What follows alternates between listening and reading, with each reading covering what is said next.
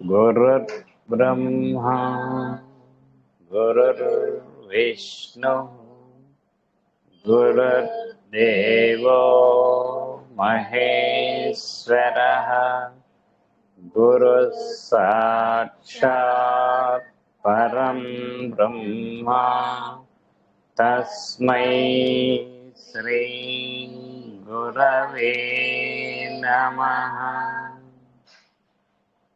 నమస్కారం master CVV.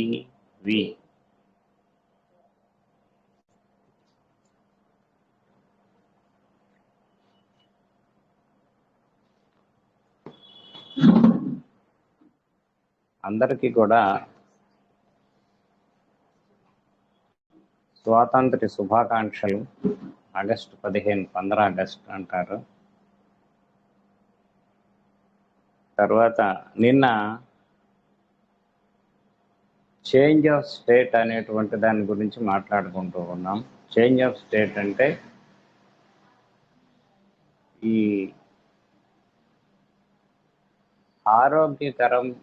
ఆరోగ్యం కన్నా భిన్నమైనటువంటి స్థితిని చేంజ్ ఆఫ్ స్టేట్ అంటారు. ఈ చేంజ్ ఆఫ్ స్టేట్ అనేటువంటిది పంచేంద్రియ ప్రవృత్తుల్లో ఎలా మార్పులు ఉంటాయో చూసాం. ఇప్పుడు మానసికమైనటువంటి ప్రవర్తనలో మార్పులు చూద్దాం. అట్లే మనస్సును కలుగు వికారములు కూడా నిజమైన వ్యాధి లక్షణములు. ఇది కూడా చేంజ్ ఆఫ్ స్టేట్ కిందకే వస్తుంది. ఈ మానసిక వికారములకు ఉదాహరణ కొందరికి ఒంటరితనము భయమును కలిగించును. అంటే ఒంటరిగా ఉండాలంటే భయం. పోనీ ఇది ఏమన్నా ఆరోగ్యకరమైన లక్షణం అంటే కాదు కదా, లేదంటే అందరూ భయపడతా కూర్చున్నాం. కానీ ఎట్లాగూ ఇది ఆరోగ్యకరమైన లక్షణం కాదు, ఇది జబ్బు లక్షణమే. కనుక జబ్బు లక్షణం అయినప్పుడు మందు ఉంటుంది. అది ఒక్క హోమియోపతికే సాధ్యము.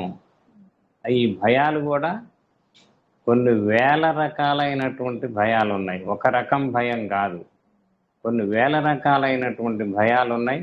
ఈ వేల రకాలైనటువంటి భయానికి వేల రకాలైన మందులు ఉన్నాయి. అది ఏ రకమైన భయం అయితే ఆ రకమైనటువంటి మందు ఉంటుంది. కొందరు స్త్రీలు రాత్రి యందు ఇంటిలో ఒక్కరే ఉన్నప్పుడు ఎవరో తిరుగుచున్నట్లు అలికిడిగా ఉండును. అంటే మనం పేషెంట్కి నిష్పాక్షికమైనటువంటి విధానంలో మనం లక్షణాలను స్వీకరించాలి. అంతే తప్పితే ఆ స్త్రీలు రాత్రి అందు ఇంటిలో ఉన్నప్పుడు అలికిడిగా ఉంది, అది నీ మూఢనమ్మకం అనేటువంటిది మాట్లాడకూడదు. ఉన్నది తీసుకోవాలి. ఏది ఉంటే అది జాగ్రత్తగా మనం తీసుకోవాల్సి ఉంటుంది. అది పక్క గదిలో దొంగ ఉన్నాడేమో అనిపించింది కొంతమందికి. పక్క గదిలో దొంగ ఉన్నాడు అంటే మరి ఈ దొంగ ఉండటం అనేటువంటిది అది కూడా అనుమానమే కదా. నిజంగా దొంగ ఉండడు, ఉన్నాడేమోనని అనిపిస్తుంది. ఆ యాజిటీస్గా మనం రాసుకోవాలన్నమాట. అది అంటే ఇది మూఢనమ్మకం కింద కొట్టివేయకూడదు. అదే మనకి రాశాడు. నిష్పాక్షికమైనటువంటి విధానంతో మనం గమనించి రాసుకోవాలి. అది చీకటిలో ఎవరో కూర్చుండినట్లుండును. మనకి కార్పోవేజ్ పేషెంట్స్లో చూస్తే చీకట్లోకి చూస్తే ఎవరో దెయ్యాలో భూతాలో కనిపిస్తుంటాయి. అది కనుక కిటికీ నుండి చెట్టు కనపడినచో ఏవో ఆకారములు కదులుచున్నట్లుగా ఉండును. కనుక ఇవన్నీ కూడా మానసికమైనటువంటి జాడ్యములు. మరి ఈ మానసికమైనటువంటి జాడ్యాలకి మందులు ఉంటాయి అంటే ఉంటాయి, ఖచ్చితంగా ఉంటాయి. అంటే ఖచ్చితంగా కూడా తగ్గుతాయి. మనకి జలుబు దగ్గు తగ్గటం ఆలస్యం అవుతుందేమో కానీ ఇవి తగ్గటం ఖచ్చితంగా తగ్గుతాయి. అది దయ్యములు ఉన్నవేమో అని అనిపించును. కొంతమందికి దయ్యాలు ఉన్నాయి అనిపిస్తుంది. కొందరు జనసమర్థమును భరింపలేరు, నలుగురు ఉంటే తట్టుకోలేరు. ఏంటి న్యూసెన్స్ అంటారు. అందుకని వాళ్ళు ఒంటరిగా ఉండాలి, ఆ పైన పక్క గదిలో జనం ఉండాలి. ఆర్సెనికాల్ పేషెంటు, లైకోపోడియం పేషెంట్కి ఇట్లాంటి లక్షణాలు ఉంటాయి. అది తర్వాత కొందరు 10 మంది మధ్యకు వచ్చుటకు భయపడదురు. కొంతమంది 10 మంది దగ్గరికి రావాలంటే భయం.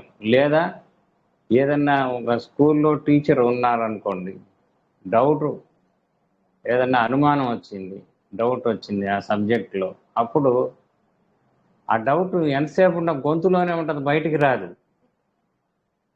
మరి అది కూడా రోగమే కదా, కాదా? అవునా కాదా? ఇది కూడా రోగమే. ఇది కూడా రోగం అయినప్పుడు మందు ఉంటుంది, అందులో డౌట్ లేదు. అది కనుక దారిన పోవుచున్న వ్యక్తులు తనను గమనించుచున్నారనే అనుమానం కలుగును. అందరూ నన్నే చూస్తున్నారు, అందరు నా వైపే చూస్తున్నారు, నా వైపే ఎంతగా చూస్తున్నారు. మరి ఇవన్నీ కూడా రోగ లక్షణాలే. ఇంకా తన ఆఫీసులోని వారు తనపై కుట్రలు పన్నుచున్నారు అనిపించును. లెక్సిస్ పేషెంట్స్కి అయితే తన ఆఫీసులో వాళ్ళు తన మీద కుట్ర పన్నుతున్నారని, లెక్సిస్ ఒకటి, డ్రోసిరా ఒకటి, ఈ 2 మందుల్లో కూడా తన మీద కుట్ర పన్నుచున్నారు అనేటువంటిది అనుమానం ఉంటుంది. ఆఫీసులో కాకపోతే పక్కనింటి వాళ్ళు కుట్ర పన్నుతున్నారని, ఇట్లా నిన్ను అండమాన్ దీవులకు ట్రాన్స్ఫర్ చేసేపిస్తా, ఇట్లా అనుకుంటుంటారు వాళ్ళు. నక్స్వామికాల వాడు ఏమనుకుంటాడు, వాడంటాడు నిన్ను అండమాన్ దీవులకు ట్రాన్స్ఫర్ చేస్తానని. ఈ లెక్సిస్లో ఏమంటారు, తనను అండమాన్ దీవులకు ట్రాన్స్ఫర్ చేపిస్తున్నారేమోనని అనుమానం. అంటే ఒక్కొక్కళ్ళకి ఒక్కొక్క రకంగా ఉంటుంది. కనుక దారిన పోవచ్చున్న వ్యక్తులను తనను గమనించుచున్నారని అనుమానం కలుగును. తన ఆఫీసులోని వారు తనపై కుట్రలు పన్నుచున్నారనిపించును. పోలీసులు తనపై నిఘా వేసినట్లు కొందరి అనుమానం. ఒకసారి ఒక నేట్రమూర్ పేషెంట్ ఇట్లాగే వాడికి అనుమానం వచ్చింది, తనని బ్రహ్మానందరెడ్డి మనుషులు వెంటాడుతున్నారు. అంటే అప్పుడు బ్రహ్మానందరెడ్డి సీఎం అనమాట. వాడికి ఏదో డౌట్ వచ్చింది, సరే ఇల్లు మారుతున్నాడు అనమాట. ఆ అనుమానంతో వాడు ఇల్లు ప్రతిసారి మారుతూ ఉంటాడు. ఎందుకు మారుతుంటాడంటే, నా ఆనుపార్లన్నీ బ్రహ్మానందరెడ్డికి తెలిసినాయి, అందుకని నేను ఇల్లు మారాలి. అది కూడా రహస్యంగా రాత్రిపూట మారతాడు. సరే ఈ లోప దారిలో ఇంకొక ఆయన వెళ్తూ ఉన్నాడు అనమాట. అప్పుడు ఆయన అడిగాడు, నువ్వు బ్రహ్మానందరెడ్డి తాలూకు మనిషివేనా అని. అందుకని ఇట్లా ఉంటాయి. ఇది నేట్రమూర్ యొక్క మందుల లక్షణం అన్నమాట. కనుక తాను ఆకస్మికముగా చనిపోయినచో భార్యా బిడ్డలు భిక్షమెత్తుకొందురని ఊహించును. ఎవరైనా చనిపోతారు, అదేం ఇంత విశేషం కాదు. పోతా లారీ కిందకు పోతే చనిపోవటం పెద్ద విశేషమేం కాదు. కానీ వాడికి ఎప్పుడు ఆ మనసులో అది ఉంటుందన్నమాట. ఎప్పుడో చచ్చిపోతే ఒకసారి, మనకి సామెత ఉంది ఇంగ్లీష్లో, ధైర్యవంతులు ఒకసారి చచ్చిపోతారు, పిరికి వాళ్ళు రోజు చచ్చిపోతారు. కనుక వీడు రోజు చచ్చిపోతాడు. అది కనుక ఇటివి మానసిక వికారములు. ఇవి భయము, దుఃఖము, కోపము మున్నగు వాని వికారములుగా ఉండును. భయము, కోపము, దుఃఖము. కనుక వైద్యుని ఇంద్రియములకు మనస్సునకు మాత్రమే అందును. అంటే వైద్యుని యొక్క ఈ ఎక్కడుంటాయి, పేషెంట్ యొక్క మనస్సులో ఉంటాయి. ఆ రోగి యొక్క మనస్సులో ఈ భయాలు అవన్నీ ఉంటాయి. కనుక అడిగితే చెప్తాడు, మెల్లగా చెబుతాడు. కనుక ఈ అడిగితే చెప్పేటువంటిది శుభ్రంగా మనం రాసుకోవచ్చు. రాసుకొని దానికి ఏ మందు సూచిస్తుంది అనేటువంటిది ఆ మందే ఇవ్వాల్సి ఉంటుంది. అది కనుక వైద్యుని ఇంద్రియములకు మనస్సునకు మాత్రమే అందును. డాక్టర్ యొక్క ఇంద్రియాలకి మనస్సుకు అందుతుంది, కానీ రక్త పరీక్ష, ఎక్స్రే మున్నగు విధానములకు ఇవి అందవు. ఇది గుర్తుపెట్టుకోవాల్సింది. హోమియోపతికి ఫండమెంటల్ తేడా ఏంటంటే, జబ్బులు అనేటువంటివి చేంజ్ ఆఫ్ స్టేట్గా ఉంటాయి. అంటే ఆరోగ్యానికి భిన్నంగా ఉంటాయి. భిన్నంగా ఉండేదల్లా కూడా రోగమే. ఆరోగ్యంగా ఉండటం అనేది అదొక లక్షణం. ఆరోగ్యానికి భిన్నంగా ఏదైతే ఉన్నదో అదంతా కూడా రోగమే. అది అంటే ఇది రోగమా కాదా? ఖచ్చితంగా రోగమే. మరి వాడు రోజు చచ్చిపోతుంటాడు అనమాట. బస్సు కింద పడి రోజు పడి చచ్చిపోతుంటాడు. బస్సు రోడ్డు క్రాస్ చేసేటప్పుడు ఏ బస్సు తన మీద నుంచి పోతుందోనన్న భయం అన్నమాట. కనుక ఇట్లాంటి భయాలన్నీ కూడా ఇవి రోగాలుగా ఉంటాయి. Change of state. ఈ జబ్బుల్నే మనం గనక వదిలేస్తే కొన్నాళ్ళకి వాళ్ళకి ఒక 15 ఏళ్ళు 20 ఏళ్ళు అలాగా బాధపడి చివరికి అది క్యాన్సర్గా పరిణమిస్తుంది. తగ్గనటువంటి జబ్బు కింద పరిణమిస్తుంది. లేకపోతే జలోదరంగా కింద పరిణమిస్తుంది. లివర్ పూర్తిగా డ్యామేజ్ అవుతుంది. కిడ్నీస్ డ్యామేజ్ అవుతాయి. కనుక గుండె దెబ్బతింటుంది. కనుక అంతర్గతమైనటువంటి ప్రాణ అవయవాలు ఏవైతే ఉన్నాయో అవన్నీ కూడా పూర్తిగా దెబ్బతింటాయి. అంటే ఇవన్నీ దెబ్బతింటానికి ఒక 20 ఏళ్ళ ముందు పేషెంట్ ఎలా ఉంటాడు, అది హోమియోపతి చెప్పేది. కనుక 20 ఏళ్ల ముందు 25 ఏళ్ల ముందు కనుక ఈ లక్షణాలను కనుక తీసుకొని మనం మందులు వేస్తే వాటికి ఇప్పుడు గుండె జబ్బులు రావు, లేకపోతే కిడ్నీస్ జబ్బులు రావు, లేకపోతే లివర్ జబ్బులు రావు. అది కనుక రక్త పరీక్ష, ఎక్స్రే మున్నగు విధానములకు ఇవి అందవు. కనుకను వానికి అందునవి వ్యాధి ఫలితములే కానీ వ్యాధి లక్షణములు కావు. వ్యాధి ఫలితాలు వేరు, వ్యాధి యొక్క లక్షణాలు వేరు. వ్యాధి లక్షణాలు అంటే ఇందాక మనం చెప్పుకున్నవన్నీ కూడా మానసిక లక్షణాలన్నీ కూడా వ్యాధి లక్షణాలు. అవి ఎక్కడుంటాయి? మనసులో ఉంటాయి. వ్యాధి ఫలితాలు భౌతిక శరీరంలో, లివర్లోనో లేకపోతే హార్ట్లోనో లంగ్స్లోనో ఇక్కడ ఉంటాయి. అది లంగ్స్లో క్యావిటీస్గా ఉంటాయి, లంగ్స్లో నీరు చేరుతుంది, ఇట్లాంటి ప్రాబ్లమ్స్ అన్నీ ఉంటాయి. అది అంటే మొదట మానసిక లక్షణాలు ఉన్నప్పుడు ద క్యూర్ ఈజ్ షూర్, నివారణ అనేటువంటిది చాలా ఖచ్చితంగా ఉంటుంది. అది కనుక ఇవి వ్యాధి ఫలితములే కానీ వ్యాధి లక్షణములు కావు. కనుక మనకి ముఖ్యమైనటువంటిది ఏంటి? వ్యాధి యొక్క లక్షణాలే మనకు ముఖ్యము, వ్యాధి ఫలితాలు ముఖ్యం కావు. వ్యాధి కారణములు అసలే కావు కనుక అసలు వ్యాధి కారణం కూడా అది కాదు. కారణాలు ఎక్కడ ఉంటాయి? కాజ్ అనేటువంటిది మనసులో ఉంటుంది, దాని ప్రాణంలో ఉంటుంది. అది కనుక నిజమైన వైద్యుడు వీనికి ప్రాముఖ్యం ఇవ్వడు, ఇట్లాంటి వాటికి ప్రాముఖ్యం ఇవ్వడు. తర్వాత ఇద్దరు రోగులకు కల ఒకే బాధను బట్టి ఒకే రోగము పేరు అంటగట్టరాదు. ఇద్దరు పేషెంట్స్కి ఒకే జబ్బుని అంటగట్టకూడదు. ఉదాహరణకు ఒక రోగికి దాహము, తలనొప్పి, ఒళ్ళు నొప్పులు ఉండును, ఆకలి మందగించును. ఇంకొక రోగికి ఈ లక్షణములు ఉండవు. వెర్రి ఆకలి, కడుపు మండించును, అంటే వీడికి ఆకలి ఎక్కువ, విరోచనములు కలుగుతుండును. ఆ ఇద్దరికి మూత్రమును చక్కెర పోవచుండును.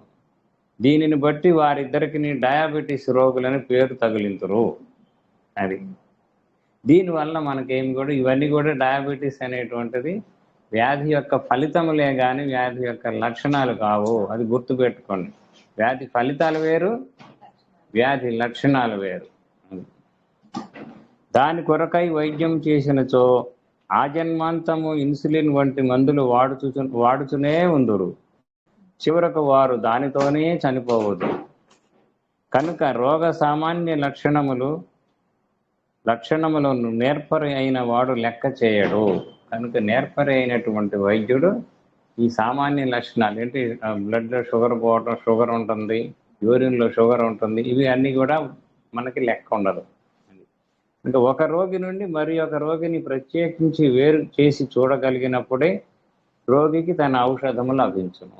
కనుక మనం చేయాల్సింది ఏంటంటే వాడి మానసిక లక్షణాలు ఏంటి, how he is separate from the other fellow, అది మనకి ఇంపార్టెంట్. లేనిచో రోగమునకు తగిన ఔషధం మాత్రమే లభించును. రోగాలతోటి పేర్లు పెట్టుకొని వాడుకుంటుంటాం, ఉపయోగం లేదు.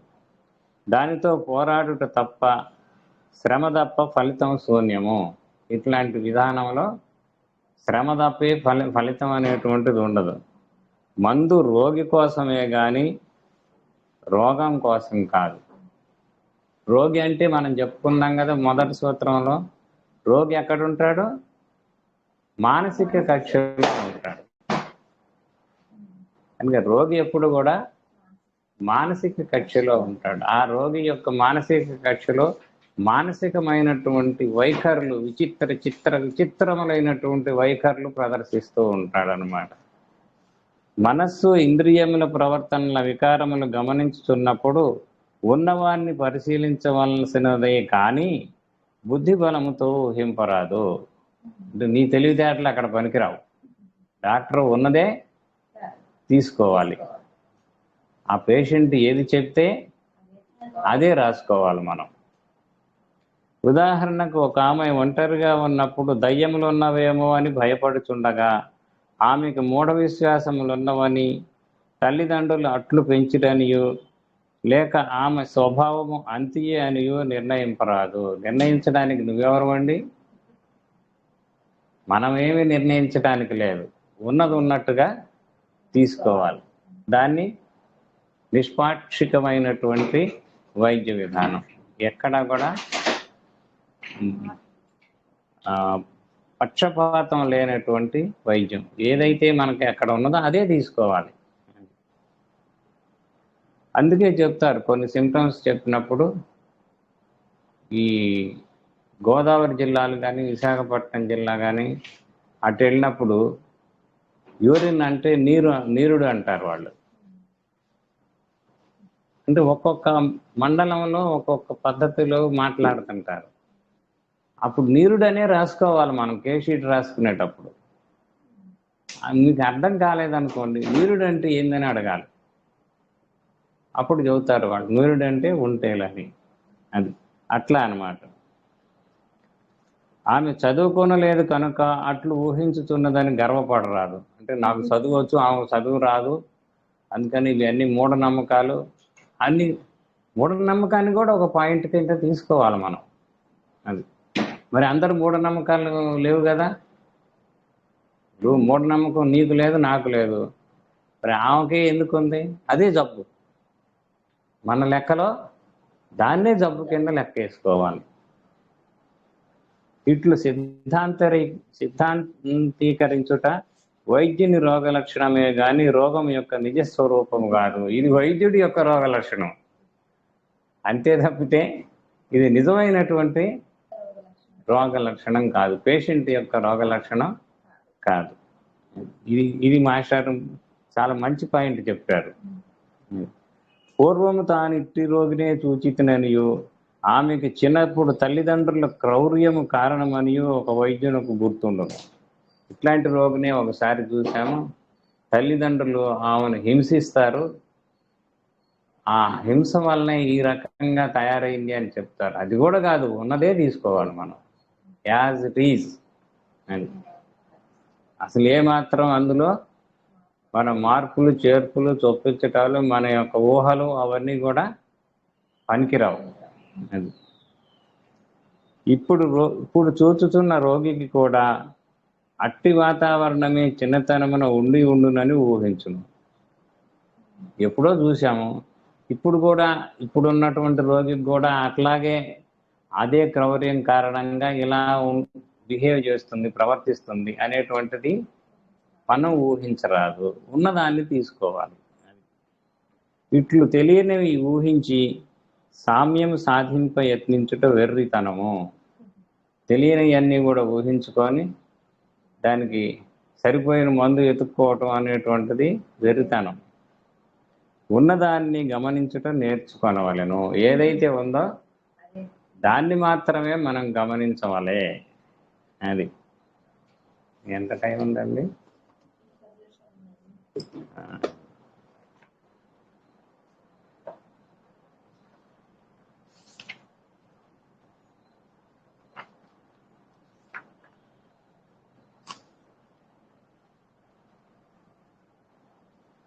కనుక ఇక్కడ కెంట్ గారు ఇచ్చిన మాటలు కూడా కొన్ని చెప్పుకున్నాం. Symptoms represents to the intelligent physician all there is to be known of the nature of the sickness. ఇంకా మనకి ఈ లక్షణాలు ఏవైతే ఉన్నాయో అవి ఊరికే రాలేదు మనకి, అవి వ్యాధిని రిప్రజెంట్ చేస్తున్నాయి. వ్యాధి ఏదైతే ఉన్నదో ఆ వ్యాధి అంటే మనకి ఏంటంటే అసలు హోమియోపతి వైద్యంలో జబ్బు ఏమో మనకు కనపడదు, జబ్బు కారణాలేమో అసలు కనపడవు. ఎందుకంటే జబ్బు కనపడదు, జబ్బు కారణాలు కనపడవు, జబ్బు యొక్క ఫలితాలు మటుకు భౌతిక శరీరం మీద నొప్పులుగా బాధలుగా ఉంటాయి. కానీ ఇది ఇంద్రజిత్తు యుద్ధం లాగా ఉంటుంది. ఇంద్రజిత్తు ఎట్లా ఉంటుంది యుద్ధం చేసే విధానం? కనిపించకుండా ఉంటాడు, ఎక్కడో ఆకాశంలో ఉంటాడు, బాణాలు వచ్చి మీద పడుతుంటాయి. మరి అంతే కదా, బాధలన్నీ భౌతిక శరీరం మీద ఉంటాయి, కానీ ఇంద్రజిత్తు మటుకి దానికి కారణాలు కనపడవు. ఈ ఇంద్రజిత్తు యుద్ధం లాగా ఉంటుంది. కనుక మరి మనకి వైద్యం ఎలా చేయాలి? జబ్బులు కనపడవు, జబ్బులు కారణాలు కనపడవు, కానీ మందు ఇవ్వాలి పేషెంట్కి రోగం దగ్గర. ఇప్పుడు కడుపులో నొప్పి ఉన్న పేషెంట్ ఉన్నాడు, సివియర్గా బాగా దాన్ని ఏమంటాడు, గిలగిల కొట్టుకుంటున్నాడు. మరి అట్లాంటి పేషెంట్స్కి మందు ఇవ్వాలంటే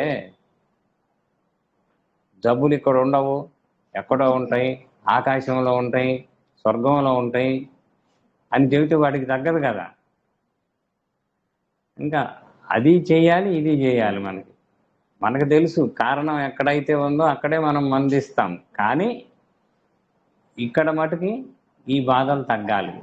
తగ్గకపోతే వాడు మన మాట వినడు కదా, మన దగ్గర మందు పుచ్చుకోడు కదా. అది కనుక symptoms represents to the intelligent physician. కనుక ఈ బాధలు ఏవైతే ఉన్నాయో, సిమ్టమ్స్ అంటే లక్షణాలు, ఈ లక్షణాలు ఏవైతే ఉన్నాయో తెలివి కలిగినటువంటి డాక్టర్కి all there is known nature of sickness, అది వ్యాధి యొక్క స్వభావాన్ని తెలియజేస్తుంది. వ్యాధి యొక్క స్వభావాన్ని తెలియజేస్తుంది. వ్యాధి పద్ధతి అంటే మనకి కడుపులో నొప్పి వచ్చినప్పుడు కూర్చుంటే బాగుంటుందా, నిలబడితే బాగుంటుందా, పడుకుంటే బాగుంటుందా, బోర్లు పడుకుంటే బాగుంటుందా, వెలికలు పడుకుంటే బాగుంటుందా అనే దాన్ని బట్టి కూడా మనకి మందులు ఉన్నాయి. అంటే అక్కడ మానసిక లక్షణాలు మనం ఆ మానసిక పంచాంగం ఎత్తితే వాడు పేషెంట్ పారిపోతాడు. ఊరికే 2 మాట్లాడికి మందు ఇవ్వాలి. ఉదాహరణకి మనకి క్యూప్రమెట్ పేషెంట్ ఉన్నాడు అనుకోండి, అంటే చాలా కేసులు చేశాం క్యూప్రమెట్ పేషెంట్స్. ఆ క్యూప్రమెట్ పేషెంట్స్లో ఎలా ఉంటుందంటే బట్టలు పిండినట్టుగా ఉంటుంది. వాళ్ళు చెప్తారు నొప్పి ఎలా ఉందంటే బట్టలు పిండినట్టుగా ఉంటుంది. చాకలి కనుక బట్టలు ఎలా అయితే పిండుతాడో అలా ఉంటుంది నొప్పి, అంటే అంత తీవ్రంగా ఉంటుంది అన్నమాట. అప్పుడు క్యూప్రమెట్ 200 అనేటువంటి ఒక మందు వేస్తే ఏ రోగం ఉండా పోతుంది. అసలు ఆ రోగమే కాదు, ఏ కడుపులో నొప్పే కాదు, ఏ రోగం ఉండా పోతుంది.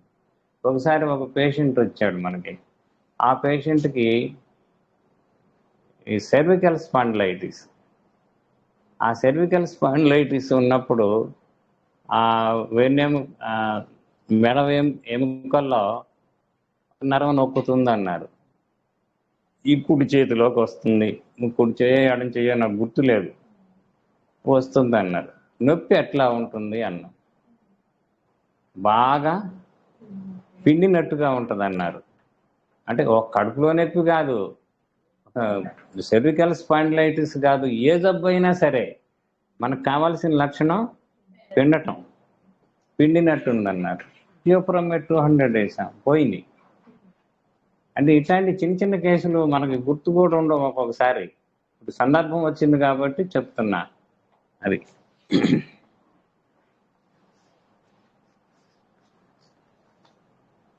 కనుక when we meditate upon the symptoms of the sick man as fully representing the nature of the disease, after this have been carefully written out, మనం కేస్ షీట్ పూర్తిగా రాసుకున్న తర్వాత ఈ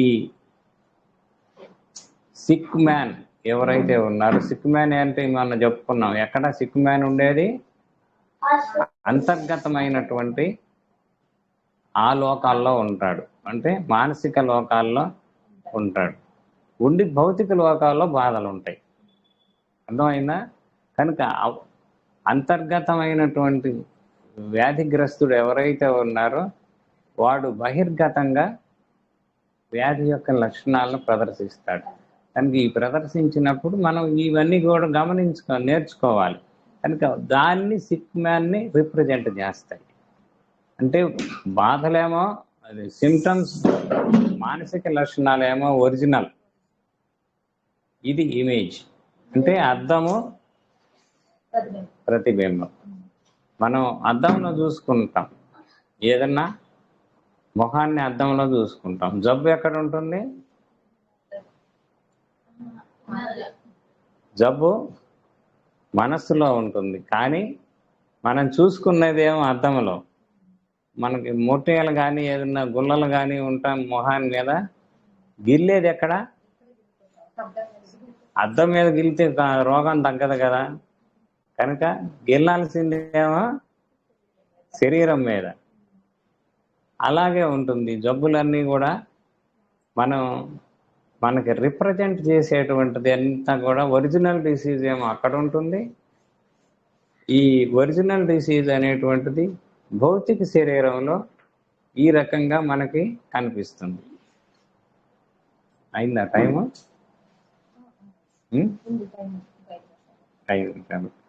సరే. కనుక ఆల్ మెన్ ఆర్ ప్రిజుడిస్డ్. కనుక మనుషులంతా కూడా ప్రిజుడిస్డ్ అంటే ఒక అభిప్రాయం పెట్టుకొని వైద్యం చేస్తుంటారు. ఈ అభిప్రాయం అనేటువంటిది కుదరదు. హోమియోపతి వైద్య విధానానికి వచ్చేటప్పటికి ఉన్నది ఉన్నట్టుగా స్వీకరించవలనే కానీ నీ యొక్క సిద్ధాంతాలకి, నీ యొక్క ఊహలకి తావు ఇయ్యరాదు. అది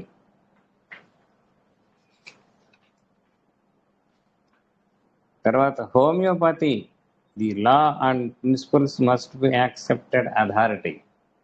అంటే హోమియోపతిలో లా అంటే ఒక ధర్మం ఏదైతే ఉన్నదో, ప్రకృతి యొక్క ధర్మాలు ఏవైతే ఉన్నాయో వాటిని అనుసరించి పనిచేస్తుంది. అంటే ప్రకృతి యొక్క ధర్మాలు అలాగా ఉంటాయి ఎప్పుడు. వాటిని మనం రికార్డు చేసుకుంటాం. అప్పుడు రికార్డు చేసుకున్నప్పుడు ఆ ప్రకృతి యొక్క ధర్మాలను అనుసరించి నడుస్తూ ఉంటుంది అన్నమాట. తప్పులు ఉండటానికి వీలు లేదు. అది కనుక homeopathy is the law and in its principles అంటే ఒక ధర్మ సూత్రాలను అనుసరించి నడుస్తూ ఉంటాయి. ఉదాహరణకి ఉప్పుగా ఉండును, పంచదార తీయగా ఉండును. ఇవి ధర్మాలు. ఈ ధర్మాలకు ఏమన్నా మార్పులు ఉన్నాయండి? సూర్యుడు తూర్పున ఉదయించును, పడమర అస్తమించును. లేకపోతే న్యూటన్స్ లా ఏదైతే ఉందో, న్యూటన్స్ లా అంటే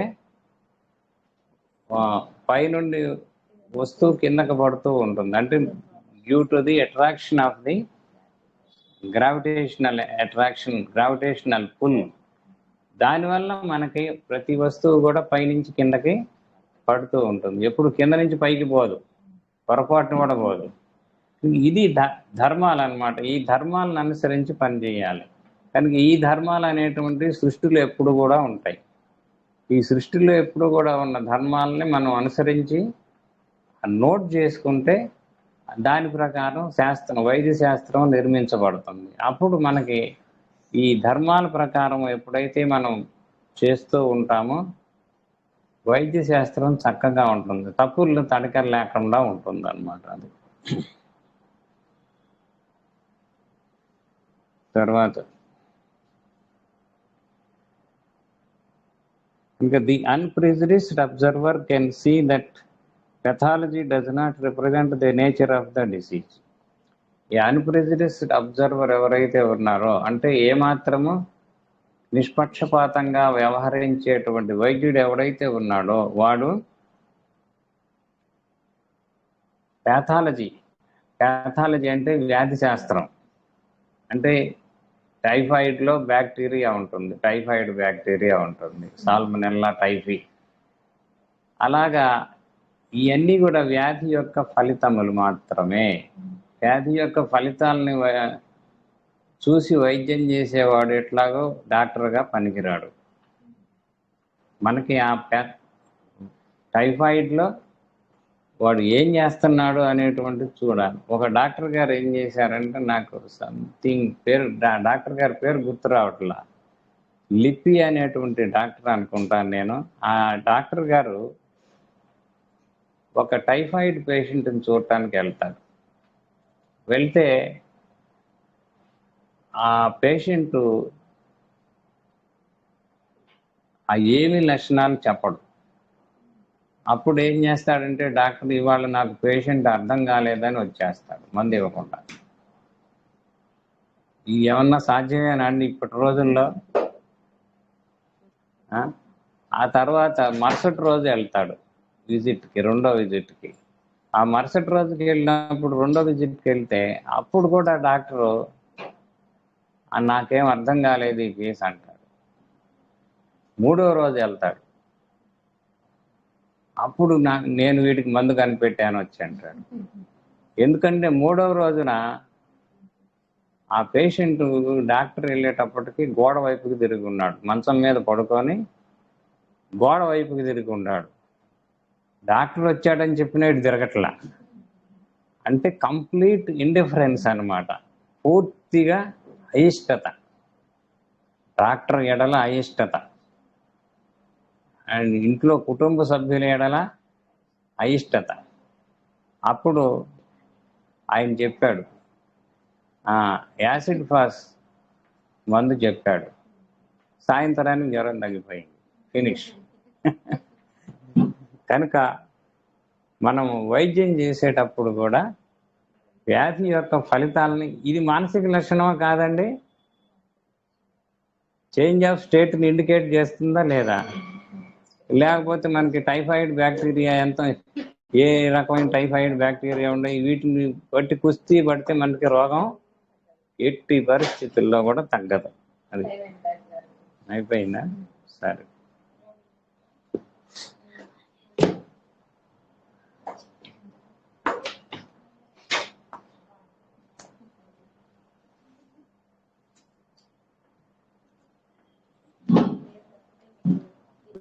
నెక్స్ట్ వాక్యాల్లోకి ప్రొసీడ్ అవుతున్నాం. కామెర్ల వ్యాధికి ఉపయోగపడే మందులను పోల్చి చూస్తున్నాము. చైనా కూడా వీటిలో ఒకటి. చైనా కూడా కామెర్ల వ్యాధిలో పనిచేస్తుంది. చైనా కావలసిన వారికి కాసేపు చలిగా ఉండను, మనం చెప్పుకున్నాం, అంతకుముందు చెప్పుకున్నాం. కాసేపు వెచ్చగా ఉండను, క్షణము కోపము, క్షణము తాపము అన్నట్లుగా ఉండను. కాసేపు కోపం, క్షణం ఉంటుంది, కాసేపు కోపం ఉంటుంది, కాసేపు తాపం ఉంటుంది. మాస్టర్ చెబుతున్నారు, క్షణములు జవలాండ్ర చిత్తముల్ అన్నాడు. అంటే క్షణానికి జవలాండ్ర చిత్తాలు మారిపోతుంటాయి. అది అంటే ఒళ్ళంతా కొంతసేపు వేడిగా ఉండను, కొంతసేపు చల్లగా ఉండను. చైనా కావలసిన వారిలో ఈ లక్షణం తప్పక వర్తించును. కడుపు నొప్పి మొదలగు మున్నగు వేదనల క్రింద లెక్క వేయరాదు. ఇవి కామెర్ల రోగులందరిలో వర్తించును. కామెర్ల లక్షణములు ఏమనగా ఇవి వ్రాయరాదు. కడుపు నొప్పి వంటి వేదనలు కావు. చైనా వారికి తరచుగా చెమట పోసి మరలా ఆరిపోతుండదు. చెమట పోస్తుంటది, ఆరిపోతుంటది. చెమట పోసినప్పుడు చలి ఉండను, ఆరిపోయినప్పుడు లోపల జ్వరం ఉన్నట్లు వేడిగా ఉండను. చెమట పోయగానే చైనా వానికి చలిగా అనిపించను, చెమట ఆగిన పిందుకు అతనికి వేడిగా అనిపించును. పొట్ట ఉబ్బరము చైనా వారిలో ఉండును. పొట్ట ఉబ్బరము వాతదోషత్రయం ముఖ్యముగా 3 ఔషధములు జగద్విఖ్యాతములైనవి. కవిత్రయం వల్లే చైనా కార్బో వెజిటబులిస్ లైకోపోడియం. చైనా కావలసిన కామెర్ల రోగికి పొట్ట తప్పక ఉబ్బరముగా ఉండును, పొట్ట ఉబ్బుతుందన్నమాట. విరోచన బద్ధకం ఉండును. చైనా వానికి విరోచన బద్ధకమనుచో కడుపు నిండుగా గాలి తనాయించినట్లుండను, గాలి ఉన్నను లేకున్నను ఉన్నట్లు అనిపించును. విరోచనం అయినచో పలుచగా విరోచనములు అజీర్ణముగా అగును. దానికి తగ్గట్లుగా విరోచనము నొరగనొరగగా అగును. చైనా వానికి ఈ లక్షణం కలదు. మలద్వారమునందు మంట పుట్టించు ఉష్ణోగ్రతను హెచ్చు చేయు విరోచనమగును.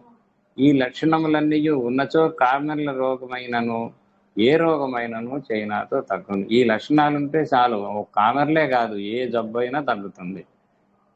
చైనా వాడు తప్పనిసరిగా రాత్రి 12 గంటల ప్రాంతంలో తప్పక విరోచనమునకు వెళ్ళవలసి వచ్చును. ఇతని ఊపిరితిత్తులు ధాతువులు అంతర్జాతీయ తేదీ మార్పు సమయములకు ఆకర్షించబడుచుండను. చైనా వాడికి పలుచని అంటే వీడికి చైనా వాడికి ఏంటంటే కరెక్ట్గా 12 మీరు గడియారం సరి చేసుకోవచ్చు. వాడికి విరోచనం అయ్యేటప్పటికి కరెక్ట్గా 12 3 ముళ్ళు ఒక చోటకు వస్తాయి. అది మనము సమయం చూచినచో 12:10 కానీ అట్లా ఉండదు, కరెక్ట్గా 12 ఉంటుంది. అది మిక్కిలి ఆశ్చర్యకరమైనది. దానికి టైం ఎట్లా తెలుసో మరి. అది తప్పనిసరిగా ఇతని ఎందు ఈ లక్షణము వర్తించు. నీరసము విపరీతముగా ఉండును. ఈ లక్షణమున్న వానికి చైనా వాడిని తమాషాగా కోలుకొను. కానీ చైనాకు సంబంధించిన కామెర్ల రోగి కోలుకొనుటకు 5-6 వారాలు పట్టును. అయితే ఇంకా ఏదైనా వైద్యంలోనికి పోయినచో 7-8 వారాలు పట్టును. అంటే హోమియోపతి మందు చాలా ఫాస్ట్గా పనిచేస్తుంది, అంత వేగం కాదు. తర్వాత కొన్ని ప్రమాదకరమైనటువంటి క్యాన్సర్, అంటే నేను కూడా ఇంకా 2 కేసులు చెప్తాను నా పర్సనల్ లైఫ్లో. ఒకసారి మేము అద్దెకు ఉండే 4 పోర్షన్ల ఇళ్లలో పైన ఒక 2 కింద ఒక 2, అందులో కింద ఆయనకి జాండీస్ వచ్చింది. వచ్చినప్పుడు ఆయనకి అంతకుముందు లేవు దురదలు, ఇప్పుడు వచ్చినాయి. జాండీస్తో పాటు కూడా దురదలు వచ్చినాయి, అంతకుముందు లేవు. దురదలు వస్తే గీక్కుంటున్నాడు. సరే ఆయన ఏం చేశాడంటే ఆయుర్వేదం మందులు వాడాడు. వాడితే జాండీస్ 11కి వెళ్ళిపోయింది. సరే ఒక రోజున ఈ వినాయక చవితి మరుసటి రోజున వాళ్ళ మిస్సెస్ ఏం చేసిందంటే అక్కడ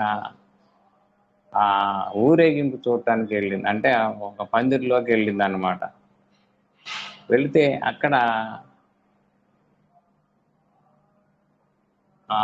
అంటే నేను చూడటానికి వెళ్ళాను ఆయన్ని. మందు వేసాం కదా, అంటే మందు హెపార్సల్ఫ్, ఈ హెపార్సల్ఫ్ 200 ఒక డోసు వేశాను. వేసిన తర్వాత అప్పుడు నేను చూడటానికి వెళ్ళినప్పుడు వాళ్ళు కొబ్బరి బొండాలు నేను చెప్పాను. కొబ్బరి బొండాలు జాండీస్ కేసుల్లో ప్రత్యేకంగా కొబ్బరి బొండాలు వేయబడితే అవి తాగకూడదు, కొబ్బరి పట్టిని తాగకూడదు, ఏమాత్రం కొబ్బరి లేనివే తాగాలి. అప్పుడు నేను అన్నాను,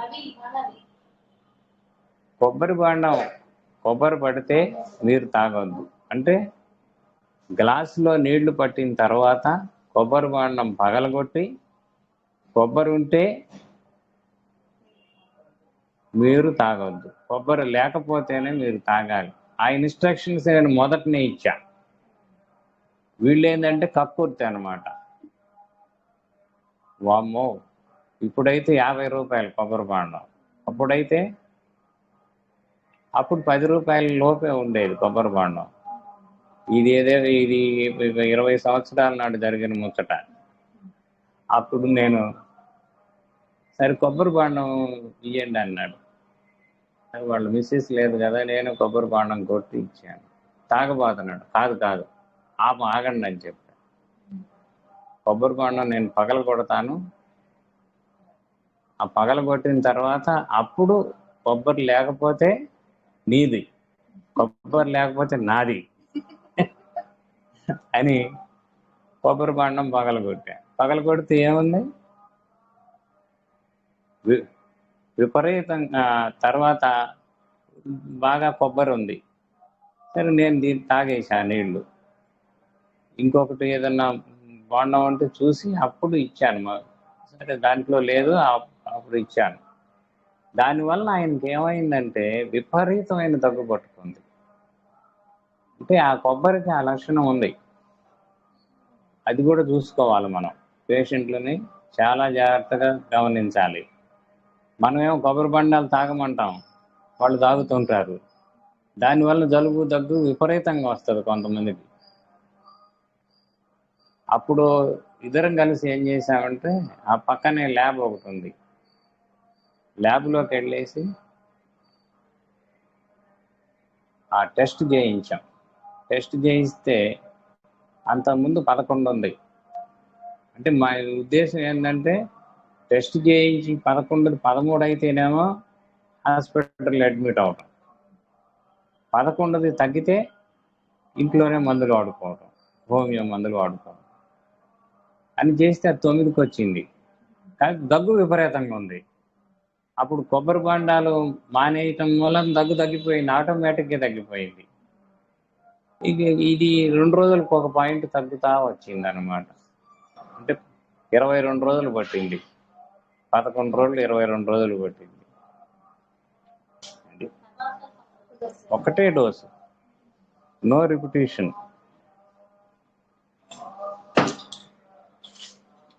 కనుక వైద్యం అనేటువంటిది ఇట్లా ఉంటుందన్నమాట. ఇవి లక్షణాలు. These represents the real disease inside the man. అది ఇవి మనిషి యొక్క అంతర్గతంలో ఉన్నటువంటి జబ్బును తెలియజేస్తాయి. ఇవి లక్షణాలు. తర్వాత ఇంకొక కేసు, నేను కుటుంబ నియంత్రణ ఆపరేషన్ చేయించుకున్నాను. చేయించుకున్న తర్వాత ఆ తెల్లారే మా చిన్నబ్బాయికి, now he is orthopaedic doctor, ఆ పిల్లవాడికి, అంటే అప్పుడు చిన్నపిల్లాడే కదా, జాండీస్ వచ్చింది. మా ఇంట్లో గొడవ, నువ్వు వద్దంటే చేయించుకొచ్చుకున్నావు అని. సరే ఏదో మొత్తానికి చేశారు, అయిపోయింది, ఆపరేషన్ అయిపోయింది. నేను దాదాపుగా 100 మందులు చదివాను. నేను ఏ ఒక్క మందుకి మా అబ్బాయిలో ఉన్న లక్షణాలు కనిపించట్లా. ఏదో ఒక లక్షణం తేడా వస్తుంది. తేడా వస్తే మందు పనిచేయదు, గుర్తుపెట్టుకోండి. హోమియోలో చిన్న తేడా వచ్చినా మందు పనిచేయదు, మందు మారిపోతుంది. అప్పుడు నేను అట్లా చేసి ఇట్లా చేసి, అంటే వీడు మామూలుగా జాండీస్ వచ్చినప్పుడు పేషెంట్ నీరసంగా పడుకొని ఉంటాడు. వీడు నీరసం లేదు, ఏం లేదు, హాయిగా తిని తిరుగుతున్నాడు, ఆడుకుంటున్నాడు. అది లక్షణం. అది పట్టుకోవాల్సింది మనకు, ఆ సినిమా పట్టుకోవాలి. అంటే చాలా అలర్ట్గా ఉండాలన్నమాట. నేను దాదాపుగా ఆ మంచం ఆపరేషన్ చేయించుకొని మంచం మీదనే దాదాపు 100 మందులు చదివాను నేను. ఈ జాండీస్ మీద పనిచేసే మందులు 100 చదివాను. ఈ 100లో ఏ ఒక్కటి కూడా లేదు. సరే, అంతకుముందు మాకు గురువు గారు చెప్పిన మాట ఒకటి గుర్తుంది, వాడికి నొప్పులు బాధలు ఏముండవు, హాయిగా తిని తిరుగుతుంటాడు, జ్వరం ఉన్నా కానీ అని. అప్పుడు ఓపియం 30 ఒక డోసు వేశాను. ఓపియం 30 ఒక డోసు వేసి, నాకు అప్పుడు ఆ రోజుల్లో టెస్టులు అనేవి తెలియవు బాగా, ఈ సీరం బిల్రూబిన్ ఇవన్నీ కూడా తెలియవు. అప్పుడు మా సీనియర్ డాక్టర్ దగ్గరికి ఒకళ్ళ దగ్గరికి మా తమ్ముడిని ఇచ్చి పంపించాను పేషెంట్. నేను ఆపరేషన్ చేయించుకొని ఉన్నాను, లేదంటే నేను పోయేవాడిని. పంపిస్తే ఆయన, వీడికి బుద్ధి ఉందా లేదా, ఏ మందులు ఇయటం ఇది, జాండీస్లు ఎవడన్నా ఓపియం ఇస్తాడా, ఏ తలక మాసినోడన్నా అన్నాడు. సరే అయితే అయింది అని ఆయన పెద్దవాళ్ళు, మనం ఆయన అనొచ్చు, మనం పడవచ్చు అని ఓపియం 30 మీదనే ఇంకా 4 రోజులు చూసాం, ఇంకా తగ్గల. 5వ రోజు ఏమైందంటే, మా అబ్బాయి, అంటే రేపు పొద్దున తగ్గకపోతే హాస్పిటల్ తీసుకెళ్దాం అనుకున్నాం, మరి అర్థం కావట్లే కేసు మనకి. అప్పుడు ఆ తెల్లారి ఏం చేశాడు వాడు, నాకు యూరిన్ తెల్లగా వచ్చిందో అని వచ్చాడు. అంటే కేసు క్లోజ్ అయిపోయింది. ఆ తర్వాత నో ప్రాబ్లం. కనుక ఇట్లా ఉంటుందన్నమాట వైద్యం అనేటువంటిది. ఆ ఒక్క పాయింటే మనకి ఇట్ ఇండికేట్స్ ద రెమెడీ. అది ఏమిటి ఇండికేషను? మనకి పేషెంట్ ఏ జబ్బును, ఏ నొప్పి కూడా, ఏ బాధను కూడా తెలియపరచడు. నాకేమి లేదంటాడు, హాయిగా తిని తిరుగుతున్నాడు, ఆడుకుంటున్నాడు. అది ఇది మనం గమనించాల్సింది. వైద్యం చేసేటువంటి పద్ధతిలో ఇవి గమనించాలి. తర్వాత మా ఇంటి దగ్గర ఒక అమ్మాయి అంటే చిన్నపిల్ల, ఒక 5 నెలలు పుట్టింట్లో ఉంటారు కదా, మా పక్కనిల్లే. 6వ నెలలో మా ఇంటికి వచ్చింది. వచ్చినప్పుడు 5వ నెలలో వచ్చింది. వచ్చినప్పుడు నన్ను చూసి ఏడవటం మొదలుపెట్టింది. మరి ఎవరిని చూసి ఏడవలే, నన్ను చూసే ఏడుస్తుంది. సరే, అప్పుడు గుర్తుపెట్టుకున్నా, ఈ ఏడ్చే పిల్లల్లో కూడా కొత్త వాళ్ళని చూసి ఏడ్చేటువంటి వాళ్ళల్లో యాంటింక్రూడ్ అనేటువంటి మందు. ఈ యాంటింక్రూడ్లో కూడా విశేషం ఒకటి ఉన్నది. అంటే ఆ అమ్మాయి పెళ్ళి అయ్యేదాకా ఏడుస్తానే ఉంది నన్ను చూసి.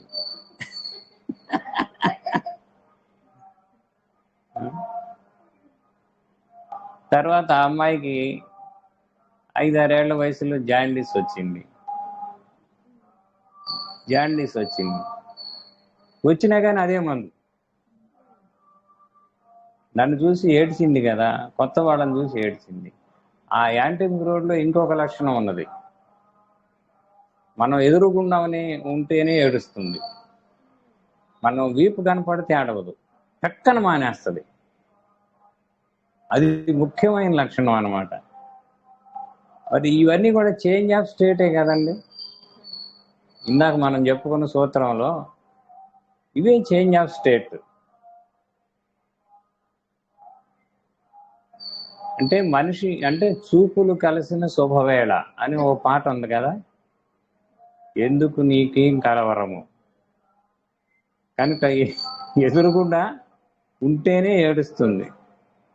ఎంత దూరం అనేటువంటిది పాయింట్ కాదు, ఆ ఎదురుగుండా చూస్తుంటే ఏడుస్తుంది. దగ్గరుండా అంతే, వీపు కనపడితే ఆడవదు, ముఖం కనపడితేనే ఏడుస్తుంది. అది అలాగే సీనా ఇంకొక మందు ఉంది. సీనాలో కూడా దూరం దగ్గరతో సంబంధం లేదు. వెనక్కి తిరిగిన ఏడుస్తారు, ముందుకు తిరిగిన ఏడుస్తారు. దానికి దేనికి తేడా అది. పిల్లలు ఏడుస్తారు. కనుక ఇట్లాంటివి మనం గమనించాలి. అంటే ఎప్పుడో మనకి 4 ఏళ్ల తర్వాత రాబోయే జాండీస్ కూడా ఇప్పుడే మందు మనం సెలెక్ట్ చేసామన్నమాట.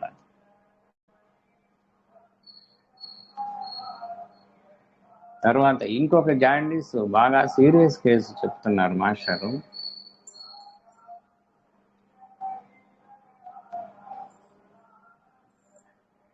ఈ ఒక పంతులు గారు, ఆయనకు పెళ్లి కాలేదు, భార్య లేదు, పిల్లలు లేరు. ఆయన పట్టుకొని నా వద్దకు వచ్చారు. నాలుక చూశాను, ఎర్రగా ఉన్నది, నిలువుగా బద్దలైంది నాలుక. ఆ బద్దలైన వాటిలో నుండి రక్తపు చుక్కలు ఊడుచున్నవి. ముక్కులో పుండ్లు పడినవి, వాటి నుండి కూడా రక్తపు చుక్కలు ఊడుచున్నవి. ఎక్కడ పట్టినా రక్తం అనేటువంటిది వస్తుంది. కళ్ళు ఎర్రగా నెత్తూరు మండలముల వలె ఉన్నవి. కంటి చివర్లో జేబురుమాలు పెట్టి వచ్చనిచో రక్తపు చుక్కలు అంటుచున్నవి. అంటే ఇది కూడా జాండీసే. మూత్రము పోసినచో విపరీతమైన భీకరమైన మంట.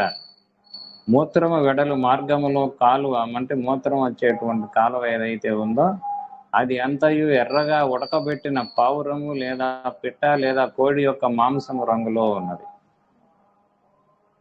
మూత్రము పోయిచుండగా రక్తపు చుక్కలతో కలిసి వచ్చుచున్నది.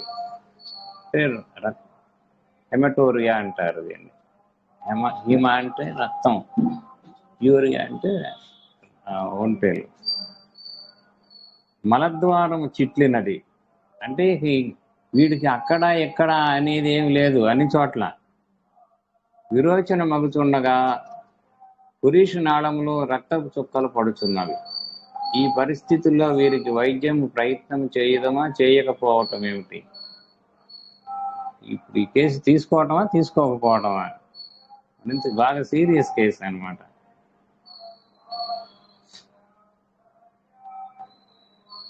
కనుక ఎందుకంటే నేను డాక్టర్ వృత్తిలోని వాడను కాను కదా. ఇట్లాంటి సందర్భంలో భయపడివాడు పురుషత్వం లేనివాడు, తన హోదాను గురించి ఆలోచించే మనోవికారం గలవాడు వృత్తిపరమైన డాక్టర్గా పనికి వచ్చున్నాడు.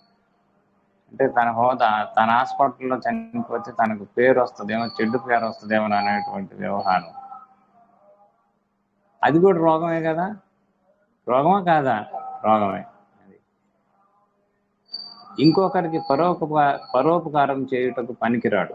ఈ రోగికి మందును ఎంపిక చేయుటకై మరొక మారి చదవటం ఆరంభించాను. మనకు ధైర్యము మీద మందు వేయరాదు. అది వరకు ఎప్పుడో ఏడాది క్రిందనో 2 ఏళ్ల క్రిందనో చదువుకొని ఉన్నామనుకోండి, మనం ఎంత మనగాళ్ళమైనా కావచ్చును, కొవ్వులైనా తిరిగి ఉండవచ్చు. ఇట్టి కేసులలో రోగికి మందు వేసేటప్పుడు మరలా ఒక మారు చదువుకొని ఉండవలెను. క్రోటాలస్ హరిడస్ అనేటువంటి మందు వేశారు. 30. క్రోటాలస్ అంటే రక్త పింజరి విషం నుంచి తీసినటువంటి మందు. ఆ పాము కనుక కరిస్తే అన్ని నవరంధ్రాల్లో నుంచి కూడా రక్తం చిమ్మి చచ్చిపోతారు. ఇప్పుడున్నటువంటి జబ్బులో కూడా, జాండీస్లో కూడా ఇదే లక్షణం. అనగా రక్తపింజరి యొక్క విషము పొటెన్షియల్గా తయారు చేసిన మందు ఇది. రక్తపింజరి కరిచినచో ఏమగును? ఇప్పుడు నేను చెప్పినట్లు నాలుకలో నుండి, ముక్కులో నుండి, కండ్ల కొలకలలో నుండి, మూత్రములో నుండి, విరోచనములో నుండి, అన్ని రంధ్రముల నుండి కుండయి రక్తము వచ్చును. ఈ చెబుతారు కదా, ఈయా దేశం వననేల చూచితి సమస్త సేవకాశంబులన్నని. అట్లా ఉంటుందన్నమాట. 48 గంటల్లో చనిపోవదురు వీళ్ళు. 5-6 చేరి చదివాం, డాక్టర్లంతా 5-6 చేరారనమాట. ఈ లక్షణములన్నీ సరిపోయినాయి. మానసిక లక్షణములన్నీ సరిపోయినవి. క్రోటాలస్ 30 ఒక మందు వేశాం. 6 ఎందుకు వేయరాదంటే 6 వేస్తే ఇక్కడ పాయిజన్ అనమాట. అది అంటే డైరెక్ట్గా పాము విషం తీసుకుని నోట్లో వేసినట్టే అది.